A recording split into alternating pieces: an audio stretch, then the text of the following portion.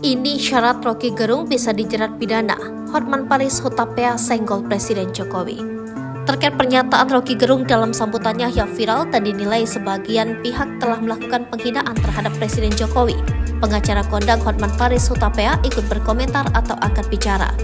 Hotman Paris membuat video pernyataannya dan diunggah di akun medsosnya. Dilihat dari akun Instagram miliknya, pengacara kondang Hotman Paris ini turut membandingkan kasusnya dengan kasus viral Roky Gerung.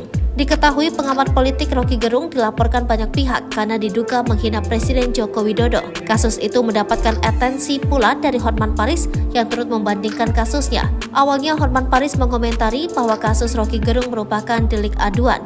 Pengacara itu mengatakan bahwa kasus Roky Gerung memang bisa dipidanakan menggunakan undang-undang yang berlaku. Hotman mengatakan bahwa satu-satunya upaya hukum terhadap Roky Gerung hanya berdasarkan Undang-Undang ITE dugaan pencemaran nama baik. Namun ada syarat yang harus dipenuhi agar Roky Gerung dijerat dengan pasal tersebut. Masalahnya, pencemaran nama baik itu adalah delik aduan, harus korbannya yang melapor ke polisi. Dalam hal ini, apabila Bapak Presiden merasa dirugikan, Bapak Presiden yang harus datang ke kantor polisi untuk membuat laporan, dan itulah SOP praktek Undang-Undang ITE yang berlaku saat ini. Sehingga syarat laporan harus disampaikan sendiri oleh Jokowi. Hotman Paris lalu membandingkan dengan kasusnya Rasman Nasution.